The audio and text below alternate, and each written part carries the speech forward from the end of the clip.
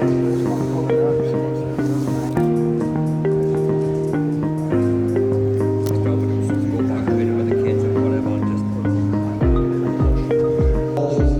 of any seminal, significant or adverse chapter in.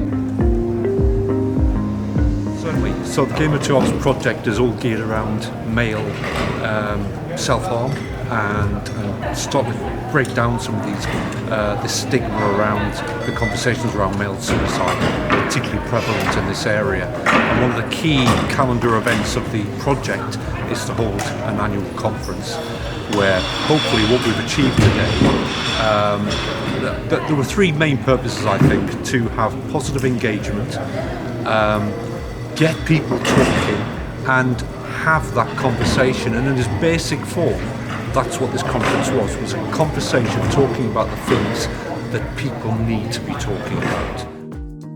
I wanted the conference to, so John mentioned he hated the word journey, but that was kind of one of the words I used to describe this conference.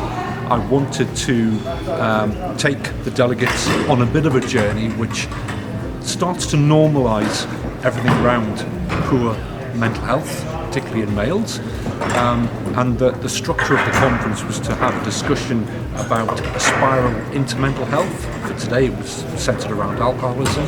I wanted an education piece that Dr. Mark Ord provided at Spades with his talk about the manosphere and what masculinity actually looks like in 2025. But I also wanted to end on a positive note, and that's why Dr. John Rees concentrated on recovery. And the fact is, if you engage, if you talk about it with people, you can get it out there. There is a pathway to recovery, but not losing sight of the fact that it will have its pitfalls, it will have its difficulties, but with persistence and support, it can get better. I mean, I think empowering people and obviously trying to destigmatise elements around mental health are just part of the ongoing process. You know, we're in the midst of an epidemic in this country, and one of the things I would hope that can be worked on in the future is that there's much greater focus around prevention, not just cure. You know, it's one thing to encourage people to speak out when they're feeling unwell, but what we need to try and do is ensure that a generation isn't going to be afflicted and feel that they have that ongoing debate about speaking out or not.